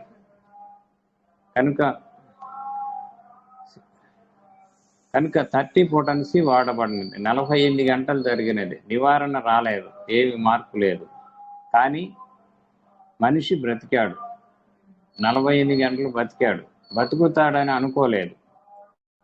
సరే, మనిషి బతికాడు కదా, కొబ్బరి నీళ్లు ఆహారముగా ఇయ్యమని చెప్పాను.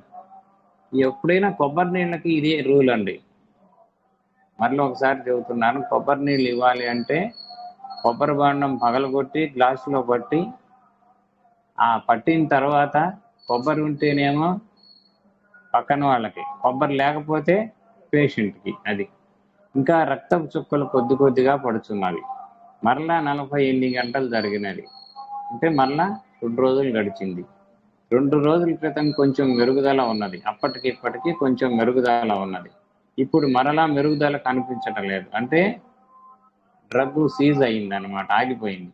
క్రోటాలస్ 30 మరలా వాడాం. కొబ్బరి నీళ్లు కొంచెం ఎక్కువ తాగించాం. మొదటిసారిగా కొంచెం మూత్రం విడలనిది, మజ్జిగ పోసాం, మూత్రం విడలనిది. 48 గంటల తర్వాత మజ్జిగలో అన్నం పిండి పోసాం, మరలా మూత్రం వెడలనిది. అయితే ఇప్పుడు మజ్జిగ, కొబ్బరి నీళ్లు వంటి ఆహార పదార్థములు అతనికి, అంటే యూరిన్ వెడలిందంటే అర్థం ఏంటంటే యూరిన్ మామూలుగా నడుస్తుందని అర్థం. అంతకుముందు రక్తం అన్నమాట అది. కనుక ఆయన బ్రతుకుటకు 48 గంటలు పట్టినది. ఈ సందర్భంలో నేను ఒకటే పద్ధతి పాటించాను. ఇది కూడా గుర్తుపెట్టుకోండి. దంపుడు బియ్యంతో అన్నం ఉడకబెట్టి ఆ గంజి కాచి తీసి ఆ గంజి తాగించినచో ఒక నిండు భోజనం కన్నా అది ఎక్కువ. అంటే ఆహారంలో ఉన్నటువంటి ఆ గంజిలో మొత్తం అంతా కూడా వచ్చేస్తుంది అన్నమాట. మనం అన్ని వస్తువులు వేసి చేసి షడ్రసోపేత భోజనం కన్నా ప్రాణానికి దీని విలువ ప్రాణశక్తి స్థాయిలో ఎక్కువ. ఒక వారం రోజుల వ్యవధిలో వాడి చూచినచో దాని విలువ తెలియదు. నేను వాడుతున్న పద్ధతి ఇది. నేను వాడిన అన్ని కేసులలోనూ సాఫల్యం లభించినది. అంటే ఇట్లాంటి కేసెస్లో మనకి ఆహారం వెళ్ళనటువంటి పరిస్థితుల్లో అంటే లిక్విడ్సే వెళ్ళేటప్పుడు ఇది చేస్తే చక్కగా ఉంటుందన్నమాట. పొద్దున్న ఒక గ్లాసు, సాయంకాలం ఒక గ్లాసు ఈ గంజి తాగించాను. ఇంతకీ ఇక భోజనం చేయొచ్చున్నట్లే వాడు. దీనిని ఇచ్చుచున్నాళ్ళు మందు ఇచ్చుట మానివేశాను. ఇక మందులు ఆపేశారు. ఒక దశకు వచ్చాడు. ఈయన మరలా వారం రోజులు అయిన తర్వాత 200 వేశాం. ఇంకొక వారం తర్వాత 200 రిపీట్ చేశాను. 3 వారములగినప్పటికీ అన్ని బాధలు నివారణమైనవి. అన్ని రంధ్రములను స్వస్థత చేరినవి. అన్ని రంధ్రాలు కూడా సెట్ అయినాయి. మరి ఈ కేసు మామూలు కేసు కాదు. గుండె ధైర్యం కావాలి ఇట్లాంటి కేసులు చేయటానికి. 3 వారాల తర్వాత మరలా పట్టు వదిలినది. మరలా మూత్రము పచ్చగా వచ్చుచున్నది, మండుచున్నదని ఆయన చెప్పాడు. మరలా ఇంకొక మోతాదు వేశాము. ఆ పైన మామూలు పూర్తిగా తగ్గినది. 2 నెలల తర్వాత విజయవాడలో కనిపించాడు. ఏదో తుండుగుడ్డలో పట్టుకొని వచ్చాడు. హోటల్లోని ఇడ్లీ తెచ్చాడు. ఆయన ట్యూషన్లు చెప్పుకొనుచు వాటి మీద బ్రతుకుతున్నాడు. బంధువులు లేరు, తల్లి లేదు, తండ్రి లేదు, భార్య లేదు, ఎవరు లేరు, ఒంటరివాడు. యోగాభ్యాసం చేసుకొనుచు ఆంజనేయుని వలె ఉన్నాడు. ఇప్పుడు ఆయన విజయవాడలో ఉన్నాడు. కనుక వీరి కేసు కొంచెం ప్రమాదకరమైనటువంటి కేసు. కనుక నక్స్వామిక కామెర్లో నక్స్వామికతో పాటు ఈ మందులన్నీ గుర్తుంచుకొనవలసినవి. ఈ విధముగా ఔషధములను వర్గీకరించుకొని గుర్తించుకోవాలి. నక్స్వామికతో రక్తము పడు మొలలు కానీ, పట్టి మొలలు కానీ, అనగా మూలశంక వ్యాధి తగ్గిపోవునని అభిప్రాయంతో మొలలున్న వారందరికీ నక్స్వామిక వాడేవారు ఉన్నారు. అట్లా వేయకూడదు. నక్స్వామికకు కొన్ని లక్షణాలు ఉంటాయి. నక్స్వామికకు ఏముంటాయి? కోపము, చికాకు ఇవన్నీ ఉంటాయి, విరోచన బద్ధకం ఇవన్నీ ఉంటాయి. ఇవన్నీ ఉంటేనే నక్స్వామిక పనిచేస్తుంది. అయితే ఎలాగో సందర్భం వచ్చింది కాబట్టి చెప్తున్నాను. మొన్న ఒకళ్ళు అడిగారు కూడా. ఎక్కువ కేసుల్లో మనకి ట్యూబర్క్యులిన్ 95% కేసుల్లో పనిచేస్తుంది. మందు రాసుకోండి కావాలంటే. ఎవరో ఒకళ్ళు అడిగారు కూడా. ట్యూబర్క్యులిన్ 200 దాదాపు 95% కేసుల్లో పనిచేస్తుంది. 1-2 చూడకపోతే తగ్గకపోతే అప్పుడు వేరే మందులు వేసుకోవాల్సి ఉంటుంది.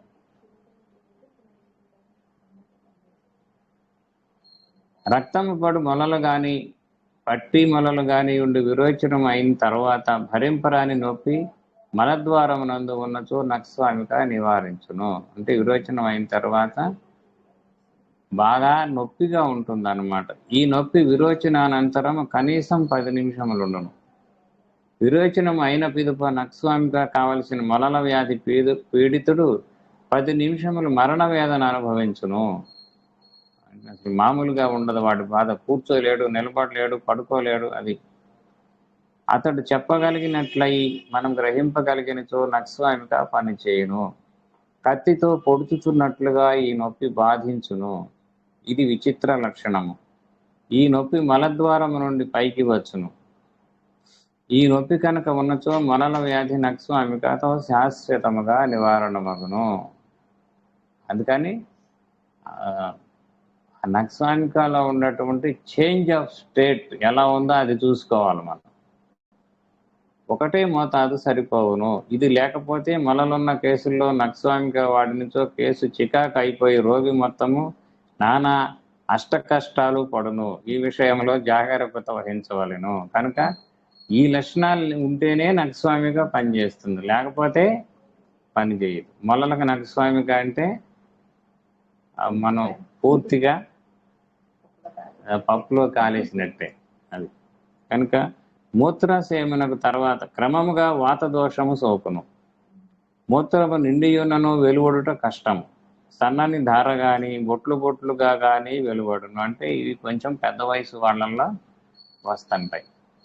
ధార సన్నగా వస్తుంటుంది, ఎంతసేపు ఉన్నా అయిపోవు, లేదా ఇంకా మిగిలిపోయినట్టుంటాయి. ఇవన్నీ కూడా ఉంటాయి. ఎందుకు ఇట్లా వస్తాయి అంటే మనకి ఆ, వయసులో గ్రంథ సాంగుడు అనమాట. అది కింద పొట్ట పెద్దదై ఈ లక్షణము కనిపించదు. దీనికి తోడు ముసలితనమున మేహన గ్రంథి పెద్దదై మూత్ర నిరోధము కలగవచ్చును. అటుపైన క్రమంగా ఒక కాలికి గాని, చేతికి గాని, భుజమునకు గాని, ముఖకండరములకు గాని పక్షవాతము రావచ్చును. కదలినిచో అలసట, ముఖం ఎర్రబడుట కలుగును. తరువాత మూర్ఛ వ్యాధి రోగులకు మూర్ఛ తీవ్రతతో నిశ్చేష్టత, శ్వాస కొన్ని క్షణములు ఆగిపోవుట కూడా జరుగును. చలిగాలి తగిలినను, అరికాళ్లలో గిలిగింతలు కలిగినను వెంటనే మూర్ఛవచ్చును. తరువాత ఆకలి మందగించినప్పుడు, అజీర్ణము చేసినప్పుడు నక్స్వామిక వారు కలరు. విందు భోజనమును చేసి వచ్చి ఒక మోతాదు పుచ్చుకొని వారు కలరు. ఇది తప్పు. నక్స్వామిక ఒకరోజు బాగానే పనిచేస్తుంది, తర్వాత పేగుల్ని తినేస్తుంది. అట్టి వారికి తాత్కాలికముగా జీర్ణశక్తి ఎందు చక్కని గుణము కనిపించును, కానీ కాలక్రమమున జీర్ణకోశము పూర్తిగా దెబ్బతినును. రెండవ అంశమున చెప్పబడిన లక్షణములు ఉన్నప్పుడే దీనిని వాడవలెను. అంటే మనకు అంతకుముందు చెప్పుకున్నాం కదా, ఆ లక్షణాలు ఉంటేనే నక్స్వామిక వాడాలి. విరోచన బద్ధకం ఇట్లాంటివన్నీ ఉంటాయి. దీని లైన్ వేరు. కేవలము అజీర్ణమునకో మరియు ఒక ప్రాంతీయ బాధను తొలగించుటకో హోమియో మందును వాడరాదు. వ్యక్తి గుణములను బట్టి మందు నిర్ణయింపవలెను, కానీ వ్యాధిని బట్టి కాదు. అయిపోయిందా? మరి ఇంక 2-3 పేజీలు ఉన్నాయి, కానీ దీంతో వదిలేద్దాంలే నక్స్వామిక.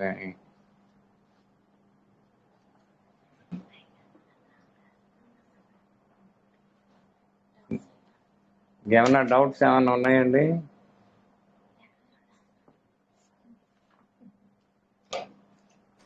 కంప్లీట్ చేయండి సార్, మర్చిపోండి. అంటే కొన్ని విషయాలు తెలియని బయటకు వస్తూ ఉన్నాయి. ఏమండి? కొన్ని విషయాలు తెలియని బయటకు వస్తున్నాయి, కంప్లీట్ చేయండి. ఫోన్ ఆప. కొన్ని కొత్త విషయాలు బయటకు వస్తూ ఉన్నాయి, తెలుస్తుంది. మంచిదే కదండి. మంచి విషయాలు, కొత్త విషయాలు తెలుసుకుంటే మంచిదే కదండి. అందుకని చెప్పండి, కంటిన్యూ చేయండి అంటున్నా. 2 పేజీలు. ఆ 2 పేజీలు కూడా సరే కంటిన్యూ చేద్దాంలేండి. అది ఇంకొక క్లాస్ పడుతుంది, అంతకంటే ఏముంది. అవునవును. అలాగే మీరు మటుకే మొలల్లో మటుకి ట్యూబర్కల్ని 295 కేసుల్లో పనిచేస్తుందండి. ఓకే సార్, అది మరి గుర్తుపెట్టుకోండి. మొన్న ఎవరో కూడా గ్రూపులో అడిగారు, ఎట్లా ఇవాళ సందర్భం వచ్చింది కాబట్టి చెప్పాను. అది చెప్పాలి సార్.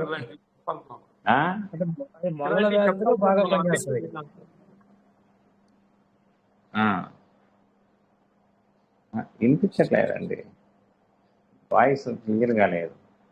మీ ఎక్స్పీరియన్స్ చెప్పాలి సార్ ఖచ్చితంగా. చెబుతున్నాను కదండి. ఇప్పుడు జాండీస్లో మరి నా ఎక్స్పీరియన్స్ కూడా చెప్పాను కదా. మా గురువు గారు చెప్పినవి చెప్పాను, నా ఎక్స్పీరియన్స్లు కూడా చెప్పాను. అది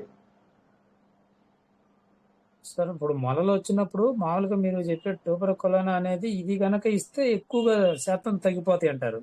నక్స్వామిక అవసరం నక్స్వామిక అవసరం లేదు. 95% కేసులు పనిచేస్తాయి. ఎందుకంటే అక్కడ మనకి ట్యూబర్కులం అనేటువంటిది ఎర్లీ డెత్స్ ఉంటాయండి ఆ ఫ్యామిలీస్లో. అంటే ఒక 50 సంవత్సరాల లోపు చనిపోయిన వాళ్ళు ఉంటారు. ఒకళ్ళో ఇద్దరో ఎక్కడో ఒక చోట ఉంటారు. మేనవంతలో, మేనమామలో, బంధువుల్లో ఎవరో ఒకళ్ళు ఉంటారు. వాళ్ళకి మొలలు వస్తాయి. అదే సార్ డిఫరెంట్ గా. మరి అంతే కదా, అప్పుడు తగ్గిపోద్ది అది. అసలు వాళ్ళు ఎవరో చనిపోతే ఇలా జబ్బు రావడం కూడా వచ్చింది సరే. మరి అంతే కదండి. అది హోమియో సైన్స్ అంటే అంతేనండి. విచిత్రంగా ఉంటది హోమియో సైన్స్. వెరైటీగా ఉంటది. ఓకే. అంటే అది మేనత్తలు గాని, మేనమామలు గాని, లేకపోతే బంధువుల వర్గంలో 50 సంవత్సరాల లోపు చచ్చిపోతే వాళ్ళకి మలలు రావచ్చు. ఏదో ఒక జబ్బుతోటి చనిపోతారు, ఒక్కొక్కసారి ఫీవర్స్ లో కూడా చనిపోతారు. ఆహా. ఆ వాళ్ళల్లో కంపల్సరీగా మొలలు ఉంటాయండి. ఉహుం. సార్ ఇది మరి ఉంటే అది ఉంటది. ఫిస్టులా కేసులో కూడా ఇది పనిచేస్తుందా? ఆ? ఫిస్టులా ఏమండి? ఫిస్టులా కేసులో కూడా ఫిస్ట్ లాగా కూడా పనిచేస్తాయి. ఇంకా 2-3 మందులు ఉన్నాయి. ఆ ఫిస్ట్ లాగా కూడా పనిచేస్తాయి. కోలిన్ సోనియా ఇట్లాంటి మందులు ఉన్నాయి. ఈ రటాన్ హియా అని ఈ మందులన్నీ కూడా ఏంటంటే మీకు ఆ ఫైల్స్ ఫిస్టులా ఫిషర్స్ వీటి మీద కూడా పనిచేస్తాయి. చక్కటి మందులు ఉన్నాయండి. ఫిస్టులాకి ఫిషర్స్కి మొత్తం ఏం కంగారు పడక్కర్లేదు. ఉహుం. అది ఈ ఎక్కువ ఉన్నాయి సార్. ఫిస్టులా, ఫిగర్స్, ఫైల్స్ ఇవి బాగా ఎక్కువ ఉన్నాయి సార్ అందరికి. అవునా? ఎందుకు ఎక్కువ ఉన్నాయంటే అదే కారణం. వాళ్ళు మీకు ఆ ఫ్యామిలీస్ లో కనుక చూసుకుంటే ఎవరో ఒకళ్ళు ఎర్లీ డెత్స్ ఉంటాయి, లేకపోతే స్క్రూ లూజ్ కేసులన్నా ఉంటాయి. అంటే మానసికంగా బ్యాలెన్స్ కోల్పోయినటువంటి వాళ్ళు కూడా ఉంటారు. అది కూడా దీని కిందకే వస్తుంది. ఓకే. అది కాదు, ఆ కారణం వల్ల ఇవి తగ్గుతాయి మొలలో. ఓకే. ఏ కారణం లేకుండా తగ్గవండి మొలలో. ఊరికే మనం ముందేస్తే తగ్గవు. ఆహా. అప్పుడు అది అది అది అడిగి తెలుసుకోవాలా? ఆ కారణాలు అట్లా ఎవరైనా చనిపోయారని కూడా అడగచ్చు. అడగొచ్చు, తప్పులేదు. ఓకే. ఓకే. అది ఉహుం. కనుక అవి కూడా మనం చూసుకోవాలన్నమాట. చూసుకొని మందులు వేసుకుంటే వాళ్ళు అడిగితే చెప్తారు చిన్నగా. ఒకసారి చెప్పరు. నాకు ఒకసారి ఒక పేషెంట్ వచ్చారు. ఉమ్. ఆ పేషెంట్కి నేను అడిగాను, మీలో ఎవరన్నా ఎర్లీ డెత్స్ ఏమన్నా ఉన్నాయా అని అడిగాను. ఉన్నాయన్నారు. అంటే వాళ్ళకి ఇంకొక కంప్లైంట్ కూడా వస్తుందండి. చిన్నపిల్లలు అయితే చిన్నపిల్లల్లో అయితే జ్వరాలు వస్తుంటాయి, ఫ్రీక్వెంట్గా వస్తాయి. వారానికి 10 రోజులకి నెలకి 3-4 సార్లు జ్వరాలు వస్తుంటాయి. అంటే పెద్దవాళ్ళలోనైతేనేమో మొలలు వస్తాయి. ఓకే. చిన్నపిల్లల్లోనేమో జలుబు, దగ్గు, జ్వరం ఈ 3 అసలు ఇంకా వదిలిపెట్టవు, వాడిని లైఫ్ లాంగ్ వదిలిపెట్టవు. 2 అప్పుడు నెలలకు ఒకసారి అట్లా వస్తూ ఉంటాయండి? 2 నెలలకు కూడా కాదండి, నెలకు 2 సార్లు అన్నీ వస్తాయి. వాడికి జ్వరం లేకపోతే ఆశ్చర్యం, జ్వరం ఉంటే మామూలే అది వాడికి. అట్లాంటి కేసుల్లో మనకి బ్యాసిల్లం అని ఇంకొక మందు ఉంది. ట్యూబర్కల్లం లాంటిదే, దానికి సిస్టర్ కన్సర్న్ అనమాట. బ్యాసిలినం. ఆ మందు వేస్తే పోతుంది. అది 200 అండి? 30 సరిపోద్దండి. అది 30 సరిపోద్ది. ఒకళ్ళు అడిగానండి నేను ఇలాగే, మాకెవరో చనిపోతే దానికి దీనికి ఏమిటి సంబంధం అంటారు. నేనన్నాను, మీరేమన్నా ఉన్నట్టుండి గాలిలో నుంచి పుట్టలేదుగా అన్నా. మరి అంతేగా, ఆ పేరెంట్స్కే కదా మీరు పుట్టింది, ఆ లీనియేజ్ లోనే కదా మీరు పుట్టింది, ఆ జీన్స్ క్యారీ అవుతున్నాయి. ఓకే. అది అవన్నీ చూసుకోవాలి మనం. వైద్యం చేయటువంటి ఊరికి కూర్చుంటే పని కాదు. అంటే మాకైతే తెలుస్తుంది కానీ సార్, ఇది ప్రాక్టికల్ ఎక్స్పీరియన్స్ అవ్వాలి అంటే డెఫినెట్లీ మేము మరి మీ దగ్గర ఉండి నేర్చుకోవటం అనేది ఏమైనా జరగాలి అంటే, ఎందుకంటే మరి ఇప్పుడు ఇది తెలుసు, అవగాహన అయితే ఇస్తున్నారు. మీకు క్లాసులు వినేటప్పటికే దాదాపు డౌట్స్ అన్ని పోతాయండి. మొదట డౌట్లతో మొదలు పెడతాము, తర్వాత డౌట్లు ఉండవు, అన్ని అయిపోతాయి. చిన్నగా ఇక మీరు ఇంట్లో వాడుకోవచ్చు కొన్ని కేసులు. లేదు ఏదన్నా ఫోన్ చేస్తే చెబుతాం మందు. నాకే భేషజం ఏమి లేదు, మీరు నా దగ్గరికి రావాలనే పాయింట్ ఏమి లేదు.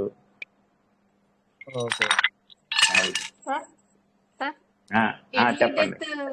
ఎర్లీ డెత్ అని అన్నారు కదండి సార్, వాళ్ళు క్యాన్సర్ ఇట్లాంటిది ఇవి వచ్చినా చనిపోయిన వాళ్ళ అట్లాంటి ఏ వాళ్ళు జ- కూడా ఉంటారా సార్? లేదు మొలలు ఆ, కాదు, ఏ జబ్బుతో చనిపోయినా 50 ఏళ్ల లోపు డెత్ కనుక అక్కరైతే ఆ కేసుల్లో ట్యూబర్కులం అనేటువంటిది పనిచేస్తుంది.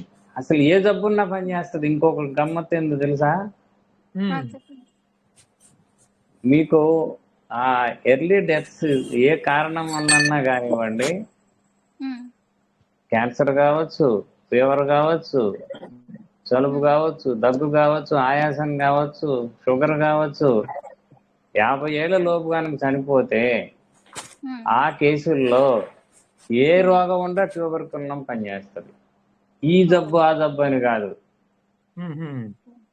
ఏది ఉండా పనిచేస్తుంది. అందులో డౌటే లేదు. ఒక చాలా ఫైల్సే వింతగా ఉంది కాదు. సార్. ఆ చాలా వింతగా ఉంది సార్ వింత ఏముంది? ఉన్న వింత ఏం లేదండి. మేమంతా చూస్తా ఉన్నాం కదా, మాకు సహజమే, మీకు కొత్తగా ఉంటది. Okay okay, thank you sir. మంచిదండి. అప్పుడు అట్లాంటప్పుడు అంటే ఓకే, ఇది ఒక్కటి కనుక్కుంటే ఇప్పుడు ఎర్లీ డెత్ అయిందా అని అడిగి తెలుసుకొని వెంటనే ఇది ఇస్తే ఏ తప్పున్నా తగ్గితే సార్ ఇప్పుడు. తగ్గుతుందండి. అసలు మేము అదే కేస్ షీట్ అంతా రాసుకుంటాం. ఆ ఎర్లీ డెత్ అనే వాసన వస్తే చాలు, ఓకే. మొట్టమొదటి మంది ఇచ్చేది మేము ట్యూబర్కులమే. ఏ జబ్బు ఉండబోద్దండి, ఫైల్సే కాదు. ఓకే. అది ఇది లేదు, ఏ జబ్బు అయినా పోద్ది అది. అది ఓకే సార్. అంటే 50 years అంటే ఎర్లీ డెత్ వాళ్ళు యాక్సిడెంట్ లో అట్లా పోయినా కూడా ఇది వర్తిస్తుందా సార్? లేదంటే కాదు రోగంతోనే కాదు, వర్తిస్తుందా? యాక్సిడెంట్స్ కాదండి. యాక్సిడెంట్ అవ్వకపోతే వాడు బతికేవాడుగా. ఓకే. యాక్సిడెంట్ ఎక్స్క్లూడింగ్ అనమాట, అది ఎక్స్క్లూడ్. యాక్సిడెంట్ అయితే కాకుండా ఏదైనా జబ్బులు వచ్చి వాళ్ళు చనిపోతే సహజమైనటువంటి చావు కనుక ఉంటే సహజమైన సార్. ఓకే. అది.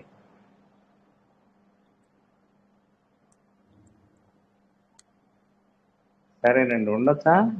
Okay sir, right. Thank you. Sir ఇలానే సోరినంకి ఏమన్నా ఉంటుందా? ఆ? ఇలానే సోరినం కూడా ఏమన్నా ఉంటుందా? సోరినం అంటే మెడిసిన్ సార్, సరైన సోరినం మందు ఉంటుంది. తర్వాత అంటే మనం అది చెప్పుకునేటప్పుడు చెప్పుకుంటాం, అదే ఆ సందర్భం వచ్చినప్పుడు. ఓకే సార్ ఇప్పుడు మాకు తెలిసి ఒక ఆవిడ ఇప్పుడు ఈ మోషన్స్ అవుతున్నాయి, ముందేమో కడుపులో నొప్పి వచ్చి అవుతుంది అని చెబుతుంది. దానికి నక్స్వామిక సరిపోద్దని మీరు మనం చెప్పిన దాంట్లో ఉంది. డైరెక్ట్ గా మనం ఇవ్వచ్చా, చెప్పొచ్చా అప్పుడు? ఇవ్వచ్చు. నక్స్వామికైతే విరోచనం అయిన తర్వాత కడుపులో నొప్పి తగ్గుతుంది. ఓకే. తగ్గితేనే ఆ నక్స్వామిక పనిచేస్తుంది, లేదా పని చేయదు. ఓకే, ముందు రావటమే కాదు వెనక కూడా తగ్గాలి. ఓకే. అది ఇది కూడా చూసుకోవాలి. అదే ఇప్పుడు ముందు కడుపులో నొప్పి వచ్చి మోషన్ అవుతుంది 5-6 సార్లు అంటున్నారు. అవును, రైటే, కరెక్టే. ప్రతిసారి విరోచనం వెళ్ళిన తర్వాత కడుపులో నొప్పి తగ్గుతుంది. మళ్ళీ విరోచనం మొదలయ్యేటప్పుడు మళ్ళా కడుపులో నొప్పి వస్తుంది, మళ్ళా తగ్గుతుంది. ఆ సినిమా ఉంటేనే ఈ మందు వేయాలి. ప్రతి దానికి ఒక సినిమా ఉంటుంది, ఆ సినిమా చూసుకొని మందు వేయాలి మనం. సార్ చెప్పండి సార్. ఇప్పుడు ఎర్లీ డెత్ అంటే పేరెంట్స్ సైడ్ తీసుకోవాలా సార్, అత్తగారి సైడ్ తీసుకోవాలి? ఇప్పుడు కోడలు ఉందనుకోండి, ఆ కోడలకి వాళ్ళ పిల్లలకి తీసుకోవచ్చు, కోడలికి సంబంధించి మళ్ళీ కుదరదు. అట్లా కోడలికి సంబంధించి వాళ్ళ పేరెంట్స్ సైడ్ తీసుకోవాలి. కోడలు పిల్లలైతే మళ్ళీ చూసుకోవాలి, వాళ్ళ మేనమామల మేనత్తలు చూసుకోవచ్చు. కోడల వరకు అయితే కుదరదు. ఇక కోడలు కేసు షీట్ రాసామనుకోండి, ఇప్పుడు వాళ్ళ మేనమామలు వాళ్ళ మేనత్తలు అంతవరకు చూసుకోవాలి. అది ఓకే. Thank you sir.